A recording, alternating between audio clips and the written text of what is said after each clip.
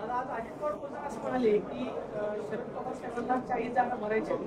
40 आमदार आपल्याकडे आहेत, जे इन्कमिंग त्यांच्याकडे वाढले होते 40 जागा भरायच्या आहेत. मला असं वाटतं की इन्कमिंग वाढल्यानंतर उमेदवार नाही.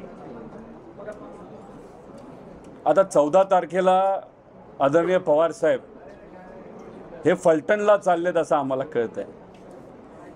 14 तारखेनंतर या प्रश्नाचं उत्तर मी योग्य पद्धतीने देऊ शकतो. एक विषय एवढाच आहे की आमदार तुमच्याकडे किती आहेत, नाहीतर त्यांच्या पक्षाकडे नाहीतर दुसऱ्या पक्षाकडे किती आहेत, याच्यापेक्षा त्या आमदारांपैकी किती लोक परत यायला इच्छुक आहेत ते बरेच आहेत.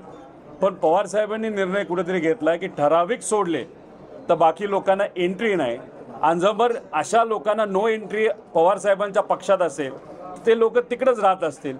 त्यामुळे उद्या जाऊन ते निवडून येणार नाही येणार हे आपलं नंतर कळणार आहे.